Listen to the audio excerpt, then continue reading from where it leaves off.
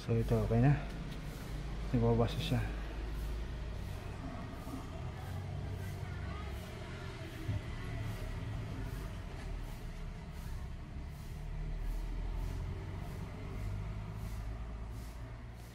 So ang problem nito before, tumatapon yung tubig dito. So napakalakas ng leak niya. Yan, kaya yan, palit ako nung hose niya. Ngayon okay na siya.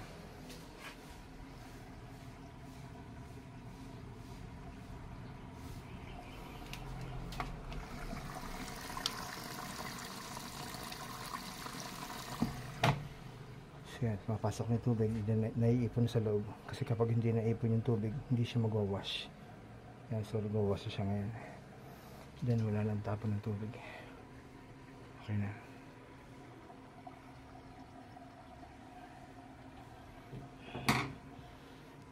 So okay na to. Then 3 months warranty. Okay na? Okay na po ito. Then 3 months warranty po tayo dyan. Sa same problem.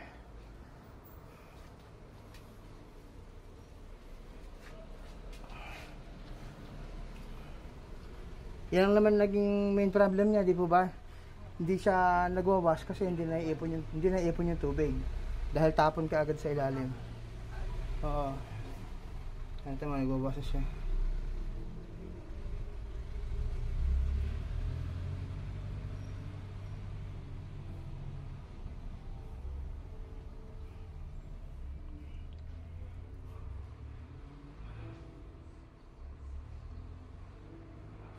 So delicate siya.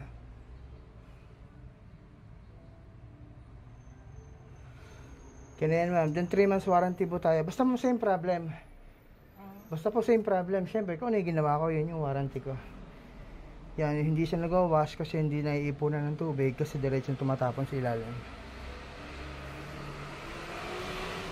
Ilang taon na po ito? 5. Oo, medyo ano pa. Pero matibay ito mga ganito. Matibay ito. Yan. Nag-wash. Diba? Ito sa buhay na tubig. Imus Cavite. Ay, Imus pa pa daw. Baka or na, no? Baka or na.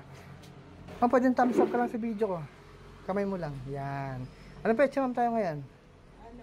March 4. March 4, 2024. So, 3 months warranty. Pinapost ko ma'am to sa FB. Kaya pwede mo reference to. Ma'am, baka pwede kita i-video. Okay na, baka pwede kita i-video. Ha? Pwede, oo. Una ko, tingnan yung tsura. Para makapagkwento ka kung paano kung ginawa yung washing mo. Sige ma'am. Sige ma'am, okay lang. Hindi ko papakita yung mukha mo ma'am.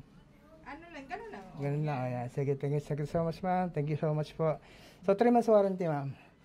Yan, dito ito sa buhay na tubig. Sita Italia. Thank you po. Buhay na tubig. Bacoor. Kasi, actually, konting asog lang kasi rin sa kabilang kasi ano eh. Bridge dyan, yun na yung Imus, yung bridge. Oo nga, kaya talagang Imus na lagi ko nasasabi. Yeah, thank you so much po. Sa Bacoor. Oo nga.